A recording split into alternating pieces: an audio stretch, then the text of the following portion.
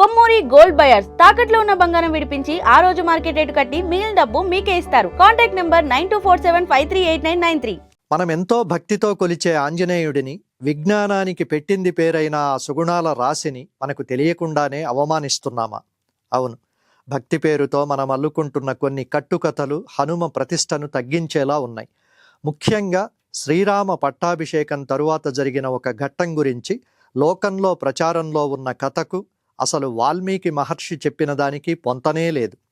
సాధారణంగా మనం వినే కథ ఏంటంటే, రామ పట్టాభిషేకం ముగిశాక సీతమ్మ తన మెడలోని ముత్యాల హారాన్ని తీసి హనుమంతుడికిస్తుంది.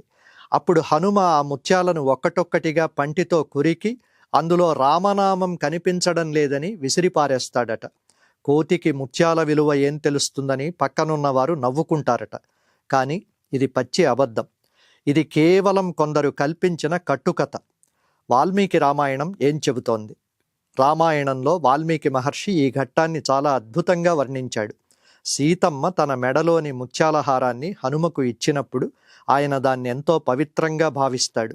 సీతమ్మ ఇచ్చిన ఆ హారాన్ని అత్యంత భక్తితో గౌరవంతో స్వీకరించి మెడలో వేసుకుంటాడు.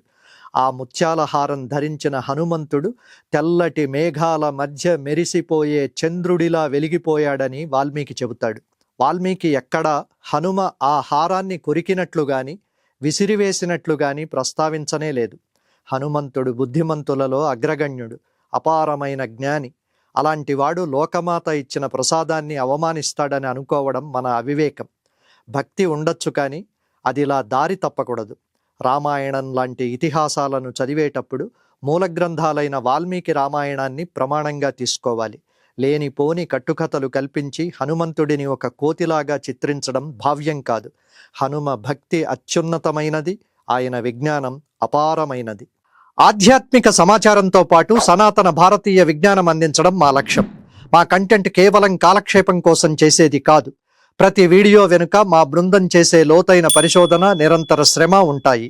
మా ఈ ప్రయత్నం మీకు నచ్చినట్లయితే దయచేసి మహతి భక్తిని సబ్స్క్రైబ్ చేసి పక్కనే ఉన్న బెల్ ఐకాన్ను క్లిక్ చేయండి. మీ మద్దతు మాకు ఎంతో ఉత్సాహాన్ని ఇస్తుంది. ఈ వీడియోను లైక్ చేసి మీ మిత్రులకు షేర్ చేయండి. మీ అభిప్రాయాలను కామెంట్లలో పోస్ట్ చేయండి.